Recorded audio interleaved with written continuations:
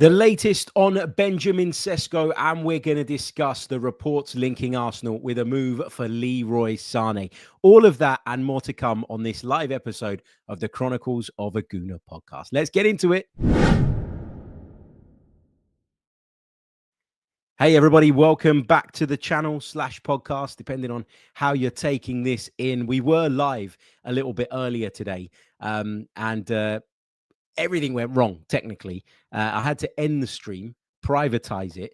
The only thing we managed to talk about during that time in full was what Thierry Henry had to say on Stick to Football / the overlap yesterday. So what I'm going to do, for those of you that missed that segment, is I'm going to cut it out and I'll release that in a separate video. If you're a podcast listener, don't worry about it. I'll fit it in somewhere on this edit. So you won't need to worry about going and listening out for another one. Or maybe I'll put it as a separate bonus bit. I don't know. Anyway, we'll figure it out. But apologies to everybody who was with us live and who had to jump off when the stream basically crashed. I thought it was my internet, and I was sitting there going, that bloody Virgin Media. I was furious, but it wasn't. It turned out it wasn't. I went inside the house, and there was like a power surge, some sort of like mini cutout, which meant that basically everything reset. And because the router reset, obviously that knocked me off of the internet. And the reason I realized it was that was because when I went inside to go and have a look and investigate what had happened, I went to plug in my laptop charger and it wasn't charging. And I thought, hold on, there's no power coming through these sockets either, is there? So I think that's what it was. Looks as though it's been rectified for now. And fingers crossed we can get through the stream uninterrupted. Okay, let's talk then. Leroy Sane. What do we make of this then? Well, look, I think the scars and the cuts left by the failure that was the Raheem Sterling signing, the failure that was the Willian signing, I think the scars left by those two bits of business mean that for Arsenal, this is not a deal really you want to be doing unless it is after you've got in your primary targets and unless Leroy Sane is coming in as a third attacker. I think the idea of bringing him in as one of the kind of go-tos, I think is wrong. I think he's injured a lot. I think fitness has always been a concern around Leroy Sane. And yes, I pointed out a stat yesterday on X where I said, and I'll just read that just to make sure that I'm giving you guys the right figures. Hold on a second. Where is it?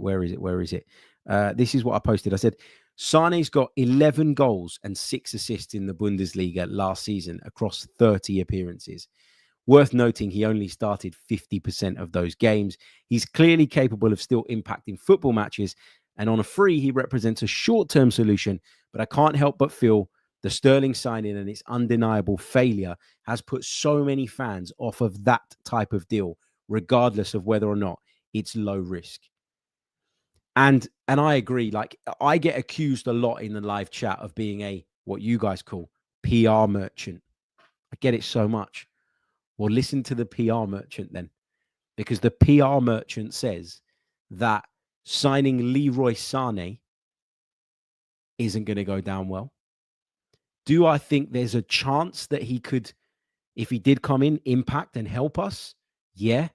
But I thought that about Raheem Sterling too. I thought that about Willian. We've been down that road twice before.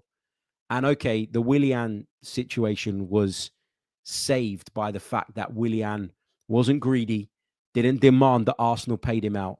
They came to a mutual agreement that it wasn't going to work. It wasn't the right place for him.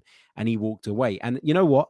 I gained a lot of respect for Willian after that, because I thought that he might have joined us initially for the money. I thought that he might have seen that 3-year contract on the table and thought, that's crazy. I got to take that. And I felt like he was maybe driven by money first and foremost at that stage in his career. But fair play to him. He went, this isn't working for me. It's not working for you. And he walked away from the contract. And that saved Arsenal a hell of a lot of money. So I got a lot of respect for Willian. But the point I'm making is that that situation was saved and probably isn't talked about as much as it would be because we didn't suffer a major financial loss off the back of that. The same with the Raheem Sterling thing. I think in years to come, Raheem Sterling will be that guy that you go, oh, do you remember when Raheem Sterling played for us? Like, I think it will be swept under the carpet or certainly put to the back of people's minds. I don't think it's something that a lot of us will, look back on with any kind of great fondness. Equally, I don't think people will look back on it as the biggest disaster signing because, again, low risk. There was a potentially high reward, but it turned out low risk, low reward in the end. So I just think the scars left by those two previous deals, they end up putting you in a place where, as a fan base, you're not going to tolerate, and generally speaking, you're not going to want to accept the idea of bringing in Leroy Sane. Now, if this is a player, it's a player that Mikel knows really well, by the way. If this is a player that Arsenal and Mikel Arteta genuinely believe can aid us in some way, shape, or form, and you really want to do it, you do it later. Or you do the deal and you keep it quiet until you wrap up some of those primary transfer targets, because only then will people look at it through a positive lens. If you go out and get your striker and then you bring in Leroy Sane as well as a sort of more, I don't know, for the kind of here and the future type winger, then people will go, okay, well, Leroy Sane was an addition and it might work, it might not. If it doesn't, but we've managed to get in other targets, it's not really that big of a deal. So I think if you are seriously considering this, and Gary Jacob and Paul Joyce put this report out yesterday claiming that Arsenal are looking at Leroy Sane, then if you do want to do it and you are going to do it, you've got to do it at the right time. And the right time is not now. Now, I know that as a football club, you can't always control when these stories come out. You can't always control, what's being said in the media. You can try and manage situations. You can try and deal with crises and things like that, but you can't always manage it. And, this could have come out from anybody if indeed it is true that Arsenal are looking at Leroy Sane. It could have come out via Leroy Sane's brother's cousin's sister. Like, you just don't know, right? That's why I have a bit of sympathy for clubs when it comes to trying to keep things under wraps, because the way football is now, the way social media is now, it's very difficult to keep things quiet right until the very end. 16 goals and assists last season is pretty good. And again, it highlights the point I've made that he can impact football matches, that he can still affect games. But fitness is the big problem. And affecting games in the Bundesliga when playing for Bayern is a very, very different thing to what he'd be required to do now. So based on the previous evidence, it doesn't sound like the worst idea in the world. But just before I move on, I'll circle back to the point I made right at the beginning. The scars left over from the Raheem Sterling signing, from the Willian signing, they've created a PTSD within the fan base that means that I don't think they would accept the signing of Leroy Sane unless it was the third signing that we make in terms of our attack. That's the only way I personally would even think about being on board with it. I'm not on board with this, to be clear. I'm not on board with it. I don't think that this is the way to go. I think that Leroy Sane will want a hefty signing on fee. That tends to be the case with free agents. I also think he's going to want a big salary. And when we're talking about, the club making losses and needing to be competitive and needing to close that gap between ourselves and getting to where we want to be, and people push back, myself included, and go, this isn't Football Manager, this isn't FIFA. You can't just spend whatever the hell you want. Not when you operate the way we do, not when you operate under this model, not when you have this ownership. I'd be a hypocrite if then I went, well, go and get Leroy Sane because it might work. No, I want sure things this summer. I'm not interested in ifs, buts, and maybes anymore. Last summer, we went into it all knowing that we needed a forward. Some would have argued that we needed two forwards, both a winger and a striker. We didn't get the striker. We brought the winger in at the last minute, literally in the 11th hour. Edu himself said we had no plans to sign Raheem Sterling at the start of this window. And then things developed and things changed, and we realized, that we weren't going to get the players that we wanted in attack, and Raheem Sterling was better than nothing. We ended up bringing him in. Again, I don't look back at that and have an awful amount to say in terms of sort of criticism of the club, because at the time, a bit like with Leroy Sane, I looked at it and I went, he had an all right season the season before. As a squad option, it's not the worst thing in the world. It's a bit of experience. It's a bit of know-how. It's someone who's been around the block, someone who's been there and done it. Hell, why not? Let's do it. Because it was better than nothing. But we can't afford to be going into this summer with that attitude of, well, let's get X player because he's better than nothing. This window needs to be as close to perfect as possible. This window needs to be as good as possible in every single way so that we can go on and achieve what we need to, because we're under pressure now.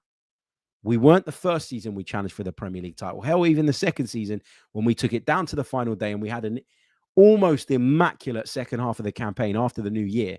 Even then, for me, I was upset that we didn't win the title on the final day, but I certainly didn't come away from that season going, oh my God, we're under a lot of pressure. No, I was excited. I was positive about the direction in which we were moving. The only way I can continue that excitement is if we're still being seen to do the things that the majority of us believe are necessary to get us to that point. And bringing in a 30-plus free agent, Leroy Sane, on big wages, even in the short term, with the potential of having to give him a signing-on fee, ahead of bringing in a winger that we need and a striker that we need. No. Bringing him in as an addition to those things, I can live with that. I can accept it. And I might even come around to the idea. But right now, it's not something I'm on board with, I've got to say. Let's move on anyway. We're going to talk Benjamin Sesko. Benjamin Sesko is said to be one of the two strikers that Arsenal are very serious about signing this summer. He's been talked about quite a lot, as has Victor Gyökeres, and we've kind of been going back and forth, haven't we? It feels like that's been the theme of the pod over the last few weeks or so. One day it's Sesko, the next day it's Gyökeres, then it's Sesko again, and then it's Gyökeres again. And I'm probably going to be saying that for the next month or so, I'd imagine, while Arsenal get their ducks in order and move to execute whichever one of these two deals they think is the right one. If indeed it's even one of those players. There are other options out there. There are other players out there. I've been saying that quite a bit recently. There are more than two strikers in the world. I'm a big fan of Julian Alvarez's. I don't think the deal is that easy to do. In fact, I think it's nigh on impossible. But it was interesting to hear Thierry Henry speak so highly of him as well yesterday.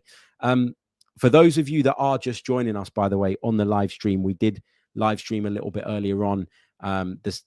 Everything went to shit and it all crashed basically because I had a power cut just for a few seconds, but obviously that knocked everything out and knocked my router out and whatever. We talked about Thierry Henry's comments at length. I will release it as a separate video because I do have it stored on the YouTube channel. If you are an audio listener, you'll be able to hear it as well. I'll tether it on to the end of this pod as well. So have a listen out for that as well. But I reference that because Thierry Henry is a big fan of Julian Alvarez. He's just like me. And both of us, me and the King, I think our birthdays are separated by one day as well. Just saying, have a very similar opinion on that. But on Sesko, it's said that he would cost Arsenal £93 million to sign this summer. Not euros, pounds.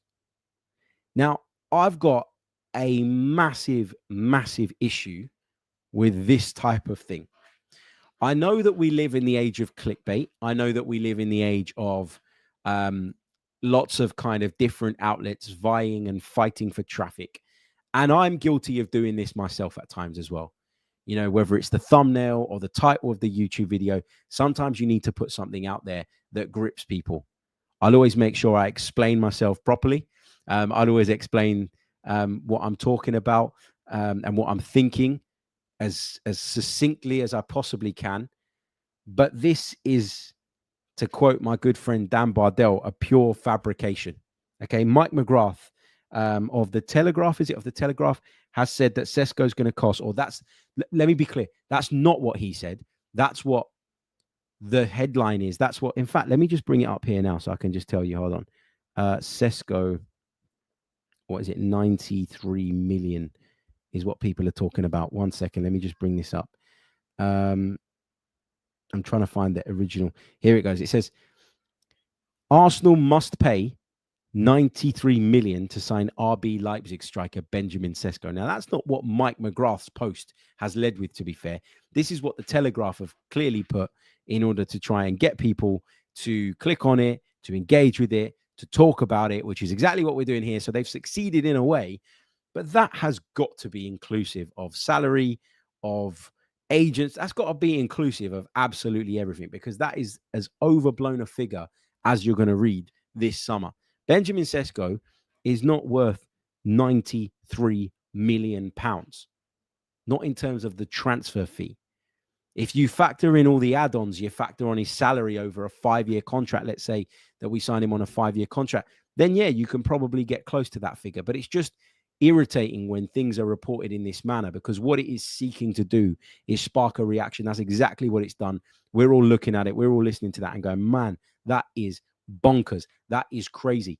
But let me be clear. Arsenal are not paying £93 million flat out to sign Benjamin Sesko.